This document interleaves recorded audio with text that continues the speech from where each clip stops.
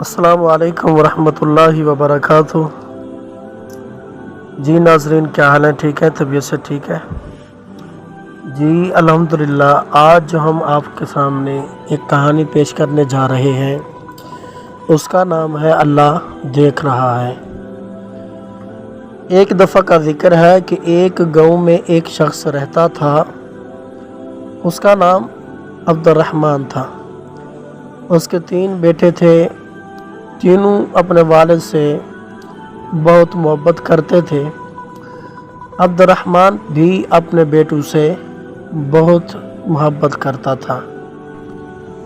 تو ایک مرتبہ عبد الرحمن نے اپنے تینوں بیٹوں کو بلایا اور ان کو ایک ایک سیب دیا اور کہا کہ اس سیب کو ایسی جگہ جا کر کھاؤ جہاں تمہیں کوئی نہ دیکھ رہا ہو۔ جو ایسا کرنے میں کامیاب ہو گیا میں اسے انعام دوں گا۔ تینوں بیٹے والد کو اللہ حافظ کہہ کر اور ان سے دعائیں لے کر گھر سے نکلے۔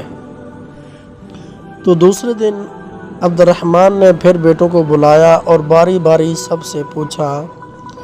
سب سے پہلے بڑے بیٹے عبداللہ سے پوچھا، کیا تم اس کو ایسی جگہ کھانے میں کامیاب ہو گئے جہاں تمہیں کوئی نہ دیکھ رہا ہو؟ تو عبداللہ نے جواب دیا، الحمدللہ ابا جان، میں نے وہ سیب ایک درخت کے پیچھے جا کر کھایا، وہاں مجھے کوئی نہیں دیکھ رہا تھا۔ پھر عبد الرحمن نے اپنے دوسرے بیٹے سے پوچھا، یوسف تم بتاؤ تم نے کیا کیا؟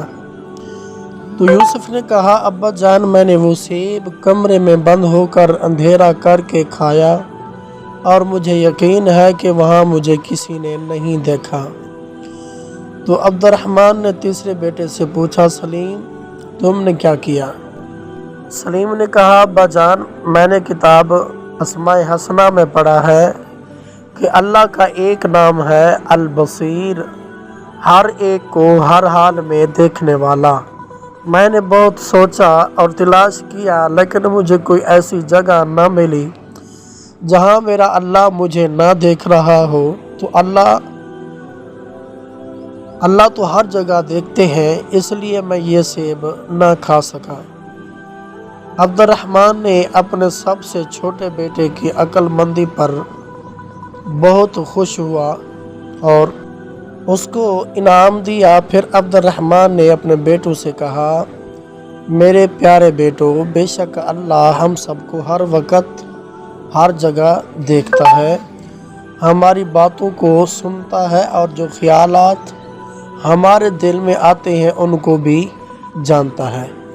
وہ علیم بذات الصدور ہے، یعنی دلوں کے چھپے ہوئے رازوں کو بھی جانتا ہے۔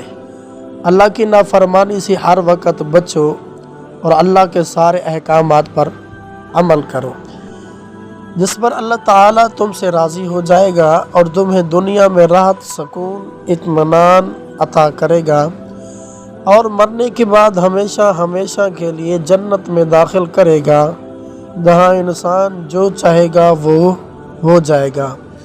انسان کے دل میں جو چاہت ہوگی وہ پوری ہو جائے گی۔ جنت میں ہم ایک پرندہ دیکھیں گے، اس کے کھانے کا جی چاہے گا تو فوراً بھون کر پلیٹ میں آ جائے گا، پھر اس کی ہڈیوں پر اللہ تعالیٰ دوبارہ گوشت اور پر اگا دیں گے اور وہ اڑ جائے گا، تو وہاں جنت میں مزے ہی مزے ہوں گے۔